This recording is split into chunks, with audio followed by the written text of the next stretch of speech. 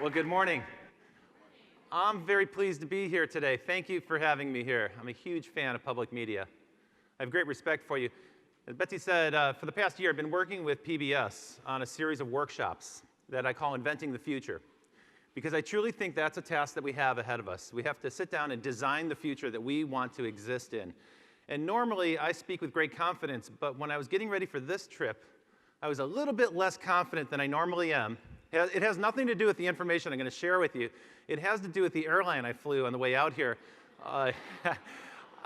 Yes, I flew out on United Airlines. How many people were caught in that incident on Wednesday where United had to actually ground their entire fleet because of a software glitch? And the funny thing is, the strange thing is, it wasn't just United. At the same time, the New York Stock Exchange shut down because of a software glitch, and the Wall Street Journal, and a couple of other places. And so, of course, the internet these days is a great place to spread crazy rumors, and so immediately rumors were going around about some hacker attack or something from Anonymous or something, and people started to get a little bit panicked. It was a weird time to be traveling in the United States. But as it turns out, there is no reason to panic. Remain calm.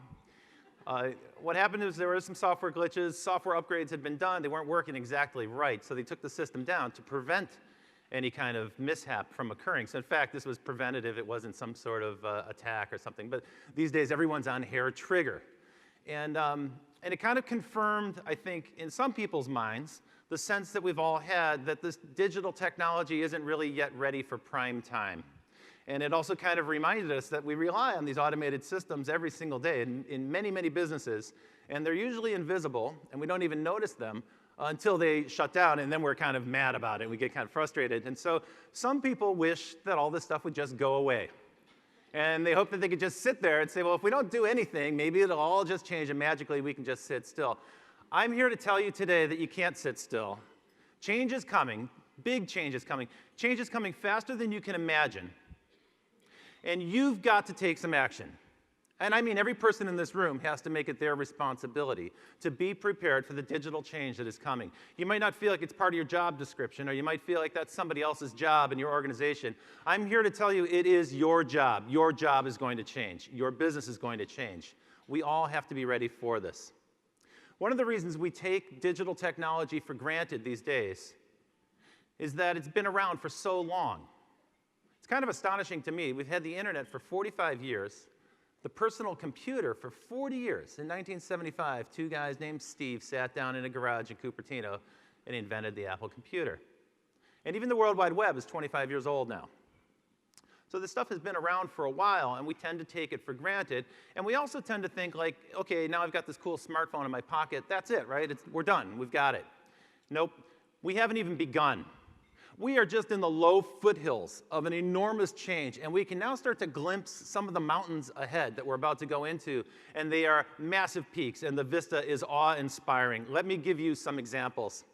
You see, there are three kinds of connections that we're going to experience in our lifetime. We've only experienced the first two. We're about to experience the third one. The first connection was connecting one computer to another. This happened in the late 1960s here in Washington. A group working with DARPA, the Defense Advanced Research Projects Agency, created ARPANET. In the late 60s, by the early 1980s, they had developed the protocols for the modern internet. So that's connecting one computer to another, transformative.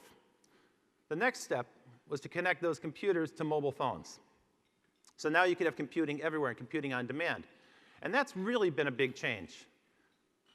In every country in the world where they have deployed 4G LTE, the high-speed mobile networks, internet usage doubles on average. It doubles.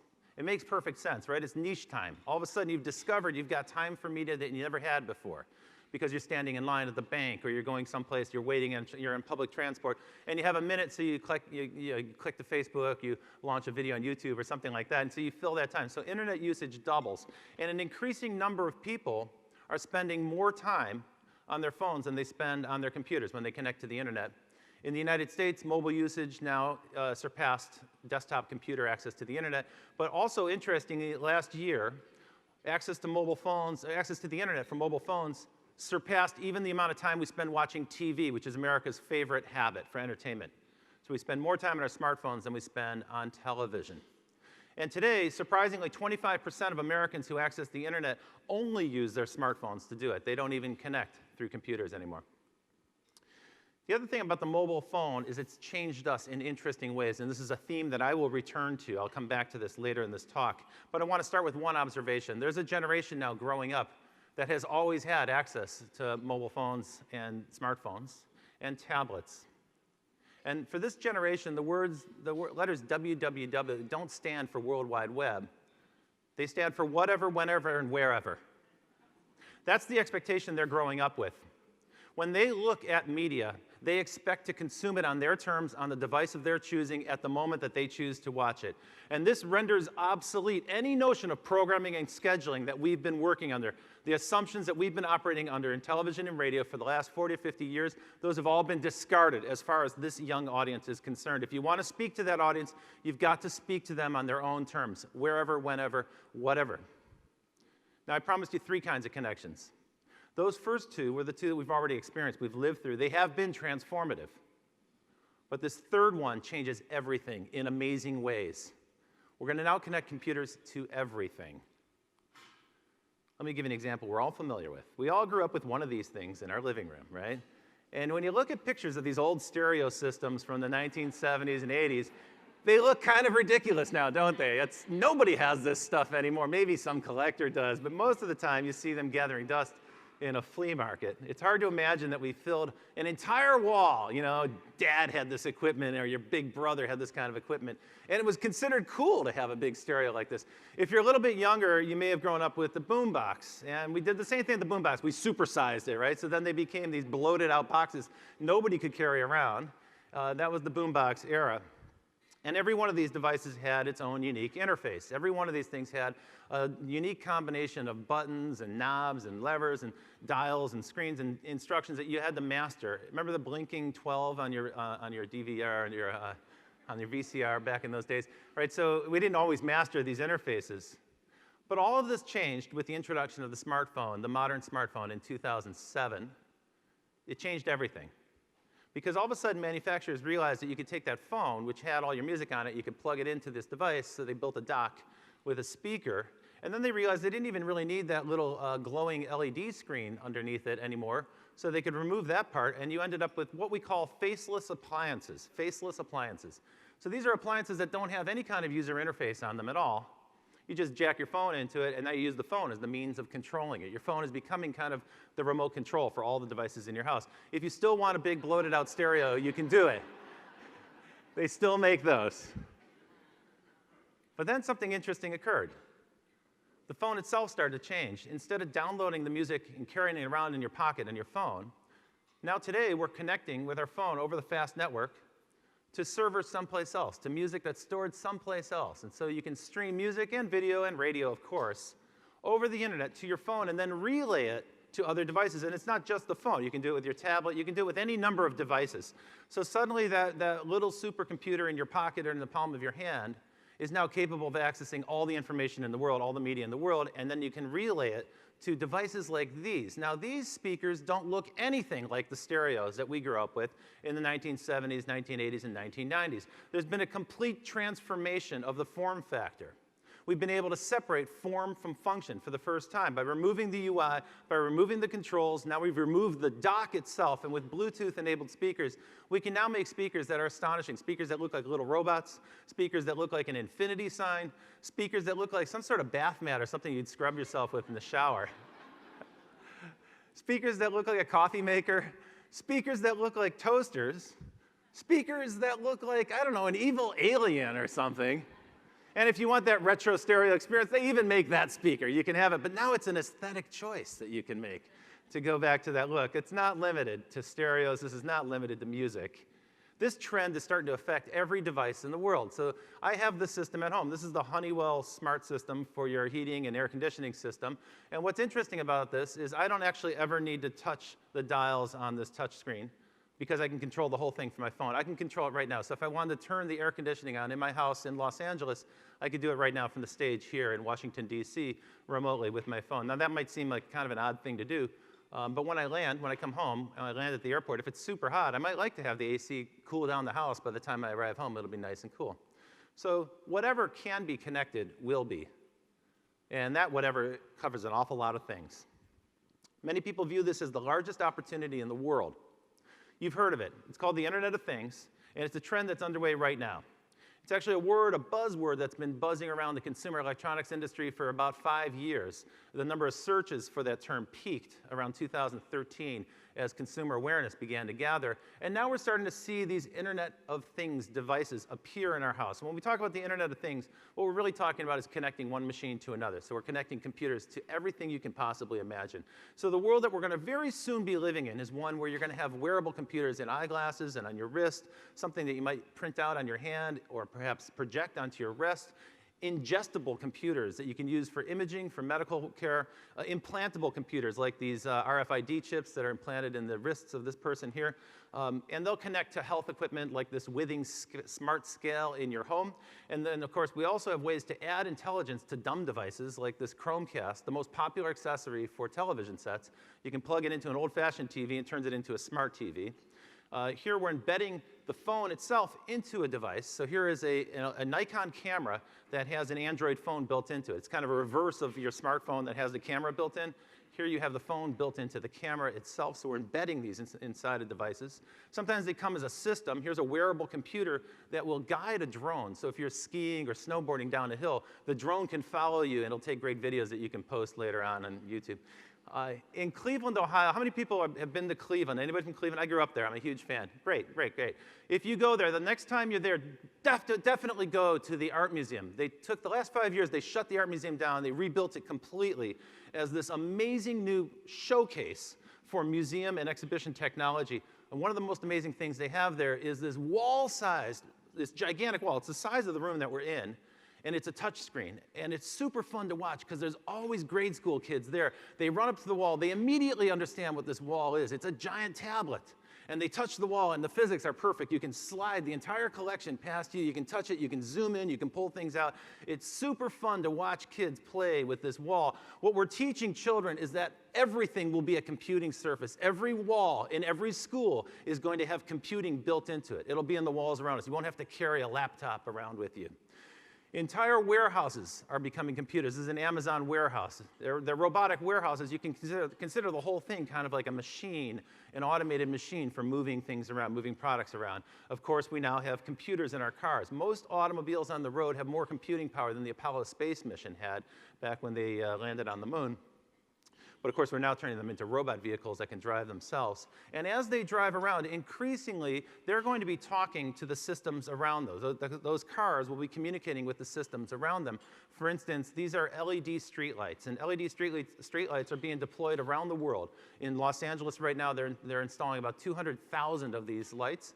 Of course, once you install a LED light, you can also add in Wi-Fi capability, so it becomes a Wi-Fi hotspot. They can build in the cell towers, the cellular antennas for mobile phone service. The police department can hang security equipment off of it. You can also measure emissions, and you can measure for traffic control. So you're going to start to have, effectively, a giant citywide computing surface. That's the world that we're going to be living in. This is not science fiction, folks. This is happening right now. These deployments are happening right now in 2015. This is the world that we're going to be living in, and this is the interface. Your mobile phone, that smartphone, that modern miracle in your pocket, that microcomputer in your pocket, is going to talk to all of this stuff. It's the link to the Internet of Things. It's like the remote control for the whole world, and it's in your pocket. This process is spreading. This year, we're rolling out beacons in stores. If you haven't heard about beacons, you will be hearing about them quite soon. What the beacon does is it allows you to match your phone to some offers, some special programs inside of a store. Think of it as like a loyalty program that's been turned into an app for your phone. So as you walk around a store, the beacons will guide you from one department to another. They'll make special offers for you. They'll know you. The store will start to give you better customized service even inside of it. So it's a way to kind of like superimpose e-commerce onto a regular shopping experience in the real world. And of course, we now have mobile payment systems, contactless payment systems built into our phones as well. Through near-field communication, and you can even do a transaction with your smart watch now. About Hundreds of retailers across the country are rolling beacons out now in thousands of outlets. So 2015, 2016 is the time frame that you're going to start to see these beacons emerge in the stores around you. And what that will do is it'll create a kind of internet overlay on every shopping mall and every major big box store in America. Inside the car, we're starting to match up our mobile phones a little bit better with the car systems. Apple CarPlay, Android Auto are ways for us to bring all of that computing into the automobile. Most major automobile manufacturers have cut a deal with one or both of these companies. There's a couple holdouts, but it's safe to say that by the end of this decade, there'll be more than 200 million connected cars on the road. And folks, how many people are from NPR? Yeah, you know what I'm referring to there. Once you have connected cars at that number, this morning drive habit is going to become the morning streaming habit, if it hasn't become so already. Apple's not the only company in the space. Microsoft and, of course, Google and every company that can play in the space is moving into it. Google just announced a series of initiatives for home automation. And, of course, they bought Nest, which is one of the leading smart device companies for the home. And Nest itself has a developer program about 5,000 companies have signed up for so that they can build smart appliances inside your home that all talk to the Android system. And Android television, just to confuse the people who bought Google TV a couple years ago, Google's introduced Android TV as well. It's a way to make your smart TV even smarter. One of my clients is a big advertising agency in New York.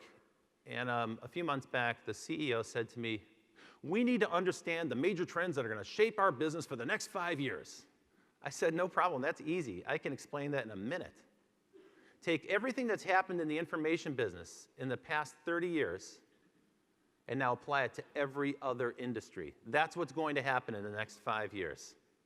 If your industry involves geography or biology or manufacturing, it's going to be affected by information science." I'll give you a few examples. Geography. So any business that involves logistics, transportation, airplanes, automobiles is going to be transformed. For instance, you've heard of the robot cars. Google's had this fleet of autonomously driving vehicles, and they've driven more than 1 million miles. They're now legal, street legal for testing purposes in 4 US states. And Google has announced that we're actually going to start to see this peculiar looking car on the road in California this year. So rolling out this summer, we're going to start to see this little robot vehicle. It only goes 25 miles an hour. It's like a little people mover for towns. But this is a radical concept in transportation, in personal transportation. And their expectations are deployed at scale. These can be cost competitive with public transport. So think of it as like individualized personal transport. And of course, you'll summon it with your Android phone. Not to be outdone, the major auto companies have responded. They don't want to end up looking like phone manufacturers when Google comes into their space, so they have all responded with their own automation systems for vehicles. This is a Mercedes concept. Mercedes-Benz came out with cool-looking cars. Good for them.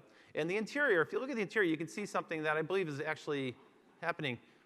Yeah, because there's no steering wheel, right? You don't have a steering wheel, so suddenly you can have chairs that rotate around, and it becomes more like a den on wheels, which is kind of an interesting idea. But if you look carefully at the picture on the left, you'll see that this concept was expressed in science fiction in the 1960s. So what we're starting to do is fulfill science fiction concepts, and we're making them into the real world around us. Mercedes has also introduced an amazing video of an autonomously driving truck. And the expectation is actually this is where the first real deployment, the first real commercial deployment of robot vehicles will occur. Now, in many US states, more than half of the US states, the #1 profession, the #1 job is truck driver. So think about what that's going to do to displace workers in the United States when we roll this level of automation out across the entire country. But here's what's interesting. Today, there are actually already deployed autonomous vehicles. Does anyone know who the #1 seller of autonomous vehicles is in the US right now? It's John Deere. We have robot tractors driving around on farms all over the country now. So they're the #1 seller. And actually, there's a whole range of robots. Now, robots are good enough at pattern detection, and their mechanics are good enough that they can actually start to pick weeds out. They can distinguish between a weed and a plant and so forth. So you're starting to automate those tasks as well. Biology is also going to be transformed. We're starting to understand biology as another information field. Biology used to be a wet thing. You know, you would go in a wet lab, you'd be wearing a white jacket, a lab coat or something. Now it's more of an information science, and we're learning to use information to substitute for biology or even transform biology. We can reprogram biology at the cellular level. A lot of people have ethical objections to testing drugs on pets and animals, I should say, not pets, on animals. You can understand that, but on the other hand, the only alternative to that in the past was to test it on humans. That's even worse. So we do animal testing, but people are opposed to that. But very shortly, we're going to have a new kind of medicine. Genomic science is going to make it possible for us to do individualized medicine. And there, you're going to have to test on yourself. And this is a perplexing problem. So scientists have now developed a thing called organ on a chip. They can take a sample, a biopsy, they can culture those cells, and they can do the testing on your own biology in an organ on a chip. So we're using information to kind of replicate yourself. And you can test it, you can test drugs. So you'll have a personalized medical system for yourself. We're using information science now to rebuild body parts as well with 3D printing. They can actually do a 3D scan of an injured person's body, and they can now make replacement bones. This is kind of an extraordinary story here. It's the most ambitious project yet. This is a woman who had a terrible accident, had to have her entire skull replaced, and they made a 3D version of her. They printed out on a 3D printer a plastic version of her head that they could reimplant. And so she had a 3D skull. We're seeing that with hip replacements, knees, and other joints. The Army is testing out the ability to use 3D printers to print out biologically accurate and personalized skin replacements for burn victims and people who are in explosions. And already there's a firm in China that proposes that they can print out body parts, organs. Scientists have told me that they expect by 2020 they'll be able to 3D print a replacement heart. Which is kind of an extraordinary thing, but that's the world that we're moving into. So here we're taking information science, we're programming or designing entirely new replacement parts for our bodies. So that's information in the biology sphere. One more example, robotics is going to transform manufacturing. It's an amazing amount of progress that we're making. It's been bubbling away for about 20 years, though. The idea there is we're using information as a substitute for labor. One way to think about it is, in the past, labor was something that a worker possessed. Right? It was something that we had, and we could bring to the marketplace, and we could get paid for our labor. Increasingly, labor is going to be something more like an MP3 track that you can buy and download to a device and play, which I know sounds crazy, but that's what's happening with robotics right now. For 20 years, if you walked inside of any automotive plant, a body plant for a car company, it looked like this. No human beings on the floor. It's all robotics. In fact, these robots are quite dangerous because they don't have a way to sense human beings, so there are no humans allowed in these places. You might think of an auto body plant as kind of a giant factory, a machine that just builds cars. You put parts in one end and out the other and come auto bodies. Now, all the parts that you touch in the car, the steering wheel, the seats, the upholstery, and so forth, that's all done by humans. So that part is still being done by human beings, still, today at least. But most of the body parts, most of the welding is done by robots. Now there's a thing called Baxter. It's a $23,000 robot that you can buy that puts robotics in range of any small manufacturer, any small business can afford to have a robot. Baxter can see you. Baxter has a face. You can look at Baxter. He knows you're looking at it, which means he's not going to harm you. He can see and sense human beings. He's got 2 arms, and anybody can teach Baxter how to do a task. So if you imagine a very repetitive task like packing things in a box, you can train one arm to do this, and you can train one arm to do this. So the thing can do 2 jobs at once. And it's a relatively cheap robot. This company is going to continue to drive that cost down. It's $23,000 today, but you can imagine, like all things driven by information science, that cost will drop and drop and drop until it's possible for every business to have robot helpers. Robots aren't just on the factory floor, they're also out in space. Almost all the space exploration that's done today, almost all the science that's done in outer space is done by robots. The farthest reaches that we've explored in our own solar system have been done by robotic spacecraft that have been launched even as late as long ago as the 1970s. This is an example, SpaceX, a privatized space company run by Elon Musk, the guy who invented the Tesla computer. He has a contract to resupply the space station. This is a robot spacecraft that flies up, docks automatically, offloads, and then goes back to Earth, all by itself. And even more astoundingly, on another planet 100 million miles away, we've taken a little representative of human consciousness in mechanical form, we've put it there, and it's conducting science experiments for us on our behalf. We don't tend to think about that in our day-to-day lives, but it is kind of an amazing achievement that we can take something that we conceived of that's a little representative of us and put it on another planet and have it do a job for us. Back here on Earth, robots are showing up in surprising places. There's a bar in Berlin where a robot waiter will make you a drink. There's a restaurant opening up in California with a robot restaurant. They already have one in Tokyo. There's also a robotic hotel in Tokyo right now. And of course, if you've got robots and trade shows, you're going to have robots dancing, gyrating, pole dancing. I know. Of course, right? Some of these geeks don't get out much, Now, one of the scary parts about this is people feel like their jobs might be at risk. And it is true, robots are not limited to manufacturing jobs or manual labor. Robots can also automate white-collar work, and so this has been an increasingly reported story. The idea that white-collar jobs are going to be vaporized, replaced by robots, that's a scary concept for people. There was an earthquake last year in Los Angeles. And the first story that hit the wire was from the Los Angeles Times, but it wasn't written by a human because, of course, all the writers were evacuated from the building. They were outside, but the robots were still at their desk. And so Narrative Science is a company that writes a program that generates automated news stories from wire feeds. And this robot was able to generate a news story and post it while the staff were out there being safe from the earthquake. I talked to a newspaper editor in the Midwest who's a friend of mine. I said, what do you think about narrative science? Is that threatening jobs? He said, heck no, it's great. It means I can let the robot write the sports scores and the stories about the stock market and so forth, and I can take that human labor, because we have so few people in the newsroom, and I can let them work on real investigative journalism and real reporting. So he actually sees this as a great way to free his journalists to do real news coverage. One of the weirdest places where robots, and maybe one of the most advanced places where robots are making progress is in the military, of course. They've been at the forefront of driving this in order to keep our soldiers out of harm's way. So today we have a fleet of killer robot aircraft. It's a kind of a crazy science fiction idea, but it's been around for a better part of a decade. The Secretary of the Navy recently said that he expects the current fleet that they just ordered of fighter jets to be the last manned fighter jets that the Navy will ever purchase. In the future, he sees robot aircraft fighting battles. And the Army feels the same way. They're going to try to deploy robots. So this concept of robot war, which was talked about in 2005, it seemed silly, preposterous then. It's actually looking like it's coming. And of course, if you think about cyber warfare and cyber attacks that occur every single day, well, that's why we're in a new Cold War right now. So robots are bringing this to reality. They're bringing it to tangible, concrete reality. And the world we live in increasingly looks like science fiction made real. That's our daily experience. That's the world that we're in. Whatever can be information will be information. Whatever part of a business can be expressed as digital information will be. I was so fascinated by this topic of dematerialization into knowledge or dematerialization into information that I wrote a book about it. The book is called Vaporized.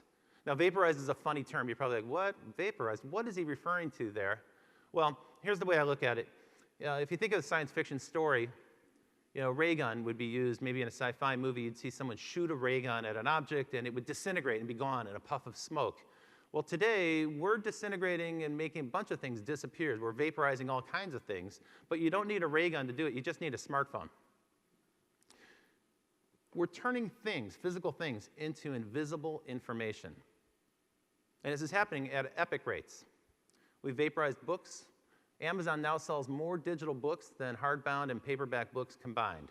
We're vaporizing music. Everybody is moving en masse to streaming services on their mobile devices. We're no longer in the habit of buying, collecting CDs or other forms of physical music.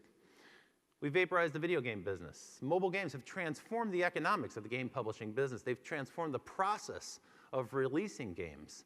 So they're transforming that business. And maps, of course, have also been changed. Remember maps? Remember companies like Rand McNally and Falk Publishing? Who knows what they're doing today? What we have today are maps in our pocket that are so much better than any map, any paper map you ever had, because the new map tells you where you are. It tells you where you're going. It gives you step-by-step, turn-by-turn directions. And so this is an important point. People won't switch to these new services. They won't replace something that they vaporized until it actually outperforms the previous product, the old physical manifestation. We're not just doing it to media. It's not just music and games and video that's being vaporized. We're vaporizing hardware. We're vaporizing physical stuff. Back in 2002, this BlackBerry pager was considered a smartphone, an early smartphone. It was smart because it took four things and combined them into one. Your pager, your day runner. Remember those black book day runners that people used to carry? I used to live in New York, and everybody had one of these little black things they had to carry around, a heavy book full of Post-it notes and scribbled down notes and so on. All gone, vaporized, right? Now it's just you have that in your pager. So these four things were combined into a single device. Well, within just a decade, that device now had absorbed the functionality of about 25 different consumer electronics devices. We absorbed that functionality into the smartphone. And that process continues, as I mentioned a moment ago, with payments. We're now going to replace the credit card with the phone in your pocket, your keys, your access card, and so forth. Just last week, I checked into a hotel in San Francisco, and this is the card they gave, the key card they gave me. On it, it said, "My days as a key are numbered." They were urging me to download the app so that I could simply use my smartphone and near-field communication. So they would pair my phone at the desk when I checked in, and then when I went to my room, I'd just wave my phone and get into the room. No keys necessary, as long as I got a smartphone, as long as it's charged up. Don't let the batteries run down on your phone in the future when you're traveling. We're doing this a lot of things. Last fall, Apple announced that 1.3 million apps are now available for the iPhone. In total, there's about 1.5 million apps. Every single one of those apps represents something that used to be sold as a physical product in retail, shrink-wrapped in a box. That's gone. Those products have been vaporized. They've been transformed into an app that you can download with the touch of a button, usually for free. And we add about 1,000 a day. So this process is quietly and inexorably penetrating every part of our society. Every corner of the industry is being touched by mobile apps. We're vaporizing so many things in our lives. The information economy is literally reshaping the world that we live in. We're taking certain things and making them disappear, and then we're reprogramming and redesigning other things, making things that never existed in nature emerge. So it's really quite amazing what's happened, this transformation. It's starting to affect the TV business, of course. It's starting to affect the TV business in a few ways. Consumer behavior is shifting towards these new digital devices. People are developing entirely new preferences, and mostly they're developing a preference to command the consumption on their terms. And that's really weakening the grip of our broadcasters, and it's starting to really impact the cable companies as well. So TV ratings are in decline because people are migrating to other devices. The cable TV industry appears to be finally heading into that phase of unbundling, where the cable systems and the programmers, who used to have such a tight collective set of interests that they worked together, even though there's a lot of friction in that relationship, they had more to lose by unbundling. So they were very careful to protect it for a long time, surprisingly long time, but now we're starting to see individual programmers like HBO split off and start to sell directly to consumers, and at the same time, their cable partners, their distributors, are starting to focus more on broadband services to the home and less on selling video. They're starting to deprioritize video. So those interests now are separating apart, and as they do, unbundling is beginning to happen. And also, of course, as audiences migrate to digital devices, the ad dollars are going with them as well. So that's going to transform television super fast. TV was really resilient in the face of the internet onslaught, but it's about to go through a radical transformation. I know what you're thinking. You're sitting out there thinking, yeah, but we're public media. We're not affected by any of this stuff. It doesn't affect us at all, right? We're not subject to commercial pressure like that. We don't have advertisers. That's what you're thinking, right? Wrong. Wrong. It's going to radically transform your business. It's time for you to rethink everything about your business. Not just the folks from television, but also here the folks from NPR. It's time for you to really rethink every single thing that you do with your business. The first thing you have to rethink is channels. This idea of channels is simply going to be transformed. What's happening with vaporization, with digitization, dematerialization, is that we're actually able to separate the content from the container. In the past, whenever we consumed media, we would buy the container as a proxy for the value of the content. So you bought the book, but what you really wanted was the manuscript, the words inside it. You bought the CD, but what you really wanted was the music. We sold the physical product because we didn't have a way to put a value on the content. But now with the migration to digital, the vaporization of media means that we can actually take the yolk out of it. We don't have to sell the eggs anymore. You can get access to the content without buying the container. And that causes us to rethink everything. In the TV and radio business, it's about channels, and we have to rethink those containers because people now can get the shows that they want on demand in whatever configuration they want. That means that we as programmers have to think omni-channel, but not just your programming team. This is also true of the marketers. The marketers have to move to these new platforms as well. If you don't move with the people themselves, you're going to be behind them. And I would argue right now, public media needs to play catch-up. You need roller skates to catch up with your audience, particularly the younger demographics. You need to get into this stuff personally and understand it. If you're involved in communications, marketing, outbound marketing, or you're trying to reach members and get people to donate money, you must be on every platform. You can't be simply staying with the old platforms that you've relied on for the last 30 years. You've got to migrate over to these other platforms. It's all digital now. Last year, I was speaking to the folks at Turner Broadcasting, one of the companies at the forefront of the TV business, super successful, a huge contributor to the total profit at Time Warner, their parent company. And I was giving a series of workshops, and at one point, there were about 500 people in the room, and I said, raise your hand if you're in digital media. And about half the people raised their hand. Okay, great. So what do the rest of you do? Hey, people say, I'm in television, I'm in traditional TV, I'm in TV distribution, I'm in TV production, I'm in TV operations, I'm in TV programming. I'd say, okay, let me get this straight.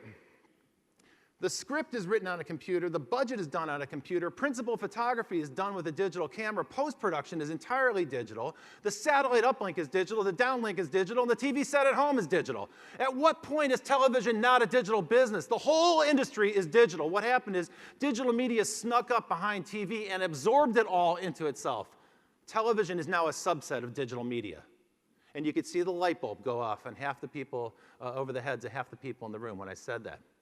This is also true for the people in development and the people who are in marketing in your organizations.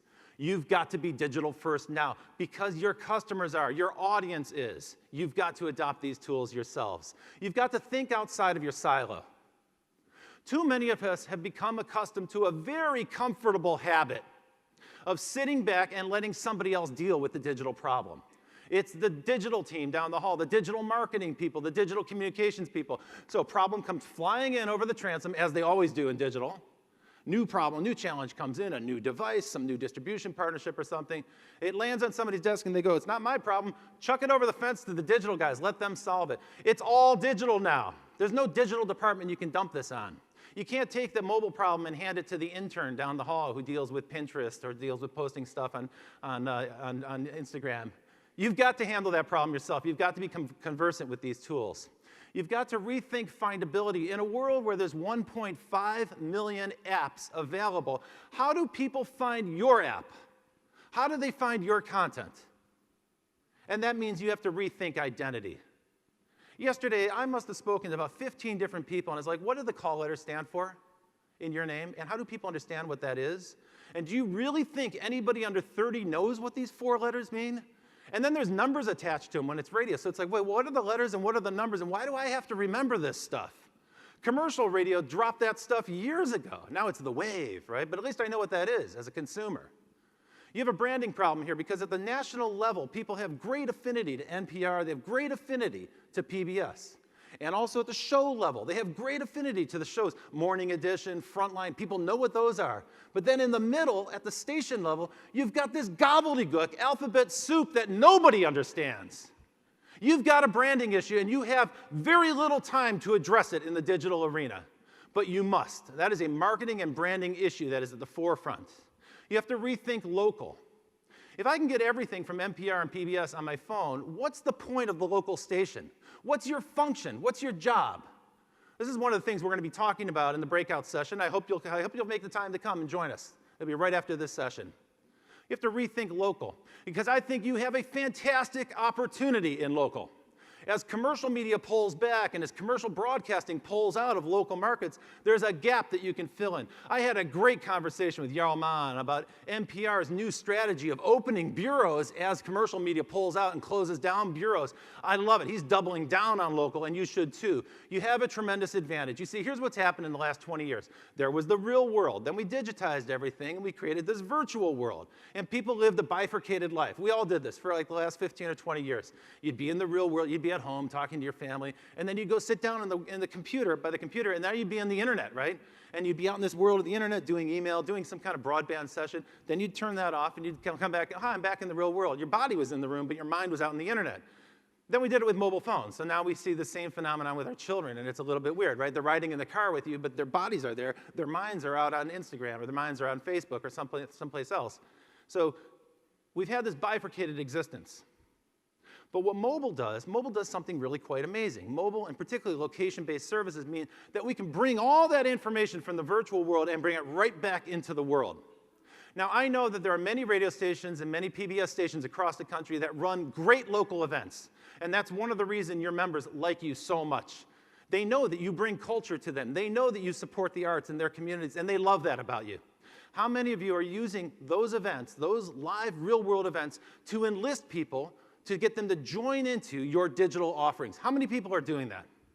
The answer is not enough. Great, great, great. It's good. Those who raise their hands, fantastic. Teach your colleagues how to do it. You've got to do it. You've got this incredible local advantage that you're not taking full advantage of. You've got to squeeze all the juice out of it. That's one of your defining characteristics. If you want to continue to have a relationship with people in your local community, you need to get them to opt into your email. You need to get them to download your app. You need to get them to follow you in social media. You need to give them a reason to care. Great marketing experiences happen right at this intersection between the digital world and the real world. And when you run events in your local community, you have the opportunity to bring those people into your digital world. That's a tremendous advantage. You must take advantage of it. So you guys understand this. You understand giving away things that people like and having them, turning them into kind of, promoters of you, if you will, evangelists for you, carrying it around on their shoulder as they walk around town. In this hybrid world of digital and real world, marketing is technology. Marketing is technology. I know it seems like an alien thing to most of the people in the room. It's not your native space. It's not the tool you've been using. But as we spend more and more time in digital environments, as we spend more and more time looking into those digital screens, software is going to become increasingly important for marketers. That's how you're going to reach people. You must adopt these tools. You must become an expert in these social media tools. And of course, you have to rethink your audience as well. You have to rethink how you connect with them, how you communicate with them. There are about 2 billion people, maybe somewhere between 2 and 2.5 billion people, using smartphones and digital devices to connect to the web and the world. Potentially, every single one of them would be interested in your content. It's a marketing problem. How do you reach them? What I learned when I worked with Oprah Winfrey, and even before that when I was developing games, is that in digital environments, you can cast your audience the way a director will cast actors into roles. You cast your audience into roles. If somebody really wants to participate, you can make them a participant. You can give them a role. They can be a player, a commenter. If they're really good, you can let them be a moderator in a chat room. You can let them run one of your discussions. They can be curators of content. You can actually deputize your audience and give them a meaningful role. There are people in your audience who want to do this for you. They want to contribute in that way. Let them. Don't stop them. And now you can actually let them crowdfund you as well. They want to feel like they're co-producers or co-marketers. They want to be evangelists for you. Give them that opportunity. Digital media affords you the opportunity to easily enlist and deputize your audience and turn them into your greatest, fiercest evangelists. If you're not doing this now, you're missing an enormous opportunity, and there isn't that much time left for you to do it. You've got to start right now. And finally, I want you to rethink your mission. Rethink your mission. Why do you exist? Why should a local station exist in a fully vaporized world? I have a reason for you. I have a reason for you. We have a big problem in the United States that nobody wants to talk about. There's an epidemic of ignorance in the United States right now. It's crazy. Here's an example. I borrowed this from Fox. What country famously broke away from England to start their own country in the late 1700s? I have no idea, man. I don't know. What are we celebrating on the 4th of July exactly? Our independence. A little more specific. It's the day that we overtook the South. And it's the day that, it's our independence. That's why we have the fire. From the South? From the South, exactly. So it was the victor of the Civil War? Yes. 4th of July? Yes. The Declaration of Independence was signed by who? I don't know. Just name one person. Abraham Lincoln? I don't know. Sorry. Not? What year was that Declaration of Was Independence? it 1964? 84? 1984. 84? I don't know. No. We're in 1864? 1860. I don't know. This country, no wonder this country's in trouble.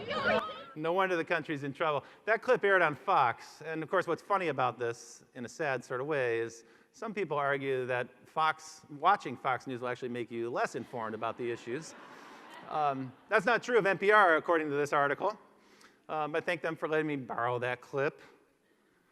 Of course, it's not just Fox News. There's something strange happening in commercial media these days, something strange happening. We're giving up an important mission. We're losing the trust of the public in the veracity of the news that we report. I would argue that commercial media has abdicated their responsibility for journalism. They've abdicated the responsibility to inform the citizenry, which is the whole reason we give them airwaves in the first place. But they've given up on that mission. That leaves it to you folks. You have to fill in the gap. And as much as it's fun to tease Fox News, The really most amazingly egregious example of misinforming the public came during that unfortunate incident with the Malaysian Airlines. The coverage on CNN was appalling. First, they just started to randomly speculate, like, where might the airplane be? And then that wasn't really clicking with audiences, so then they started to say, well, maybe there are these theories. Maybe it was a zombie plane. Maybe it went into a black hole. Maybe it went into the Bermuda Triangle, even though that's on the opposite side of the planet.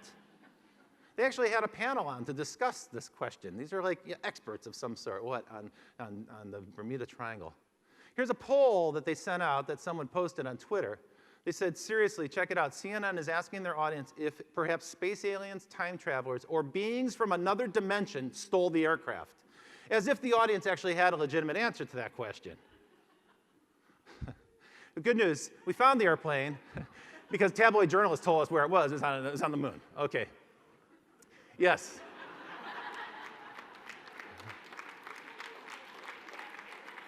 The last sane voice in commercial news has just left the station, unfortunately. He's locked out of the place.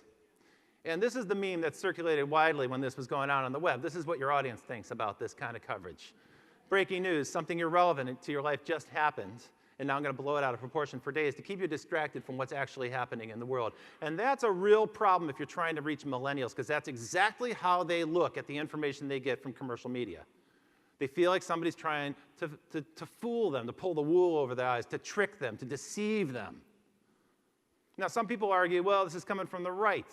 It's the GOP's war on science. Other people say, no, it's the liberals, it's the Democrats. They've got a war on science as well. Some people say, well, it's big corporations that are funding a misinformation campaign. Other people argue, no, it's the scientists themselves. They're manipulating their results. They're posting fake research, and we can't trust them either. So there's this element of mistrust. We don't know what information sources to trust. It's a strange element of the world that we live in. With so much information, we're generating epic amounts of information, but our trust in that information, our faith in that information is an all-time low. There's a lot of misinformation. There's a lot of bad information. We're all vulnerable to fake data. We all know it on some level. We're all a little bit suspicious of that thing that your friend forwarded to you in email. You sort of go, well, I'm not really sure if I buy that. I need to verify. I have to fact check it. It doesn't really matter who's doing this, which side of the political spectrum is behind it, or whether it's big corporations or malicious scientists who are behind it. What's important to know is it's working. It's working. This idea of dumbing down the news and dumbing down the public, it's working. Americans know very, very little about how the government works. Survey after survey after survey shows us that. They have opinions about the government, they have opinions about Washington, but they're not based on any real understanding of the workings of our government. What's the Constitution? 70% of the people don't know the answer to the question. And it goes on and on. It's not just a Declaration of Independence. People do not understand how our government works. 1 out of 4 Americans don't understand that the earth revolves around the sun. It's funny, but it's also kind of sad. We're starting to see there's real consequences to this misinformation campaign. 1 out of 10 Americans think vaccines are unsafe. 1/3 of American parents think that there actually is a link to autism between vaccines and then the surge of autism cases. Of course this is untrue. There's only one researcher who ever made this claim, Andrew Wakefield. He was debunked, his research was false, his medical credentials were revoked. He left England in disgrace and he came here and he found a ready audience. Where I live in Los Angeles, in the richest zip codes, some of the schools there, 50% of the students aren't vaccinated. That's a public health crisis. And now we've had our first death on the West Coast of measles in more than 20 years. These are preventable deaths that are happening, preventable illnesses that are happening. We're having breakouts of whooping cough and German measles and other diseases that were easily contained. Vaccination isn't just a medical advance, it's probably the primary medical achievement in the 20th century, and we're reversing those gains willfully. It's willful ignorance. People say, I don't want to trust that information. I don't believe those facts. I don't believe that medical research. I'm going to choose what my ideology tells me to believe instead. I'm proud to be ignorant. See, everybody's ignorant, right? We all grow up in this world without knowing things we have to learn. That you can forgive. But the choice, the willful choice to become ignorant, that's crazy. And that's the world we live in, and that's a threat to a democracy. That's a real problem for our country. We have marketers now who market to people and say it's cool to be stupid. Stupidity campaign from Diesel. Stupidity campaign from Vita Coco. And sometimes the people we rely on the most are giving us bad information. I was stunned to read this revelation. The FBI actually revealed that they've been giving false evidence in trial after trial after trial, and many of the people in these trials were convicted. Some of them were sent to death row. And here's probably the most egregious example. I'm sure you saw this. In January, after the attack on the satirical publication Charlie Hebdo in Paris, hundreds of thousands of people poured out into the streets of Paris to express their solidarity. Je suis Charlie. You saw that campaign. And when you saw that campaign, you probably saw this photo, too, of world leaders who gathered together with François Hollande to march in the streets at the head of this crowd, right? And people were excited about it. People posted this photo, and they said, it's wonderful to see the European and world leaders shoulder to shoulder in solidarity, until it was revealed that these leaders actually weren't at the front of that march. They were in a different street in a different part of town that was cordoned off with security, and they faked the whole thing as a photo opportunity. What's happening is there's a culture of deception. There's a culture of deception, and people are smart. They understand it. They know it's happening. They don't know who's doing it. They don't know why it's happening. But it creates a great gap in our world and a great craving for credible sources of information. Because people know that if you have selfish, ignorant citizens, you're going to get selfish, ignorant leaders. People need to be informed in order to hold their leadership accountable. And I think that's a wonderful mission for public media to fill. It's a mission you've never wavered from. You've never stopped being involved in keeping the citizens informed. That's always been at the forefront, whether it's education or great journalism. That's always been a top priority for public media. It's one reason why I love you. It's a way for you to connect with the millennials, and I know that's a problem for you. I know that's a challenge for all media companies. How do you connect with millennials? They don't trust anybody. They're unmoored from institutions like churches and governments. They don't trust political parties of either sort. Epic levels of mistrust. They don't trust anyone. Look at this. Here's millennials untrusting others. This is information from the Pew Research Fund, by the way, these charts. Less than 20% of them trust other people. They're not wrong, they're right. They know they're being lied to. They've been lied to their entire life. They're not ignorant. They're not choosing to be ignorant. They're craving credible sources of information. And when you connect with millennials in social media, you must speak from your values. You must speak from your mission. You must connect with them on the level of the things they care about. And what they care about is credible information. You are a source for that. See, there's an audience out there that I don't think you're reaching in your fundraising campaigns. When you do a membership drive, when you go on air and you talk to your audience, all you're reaching are the people who already listen to your shows or watch your shows. You're missing an entirely different audience who loves the fact that you exist, even if they don't watch or tune in. They love the fact that you exist because they still believe in the things that you believe in. They still share your values, and you can connect with them in social media. They still believe in facts. They still believe in accountability. They still believe that people in power should be accountable to the citizens. They believe that media can inform them about that. They believe in reason, debate, and logic, not superstition, intuition, and folklore, like the stuff that's being shoved down commercial media down their throats. And they still believe in an informed public and the role of an informed public, an informed citizenry in a functioning democracy.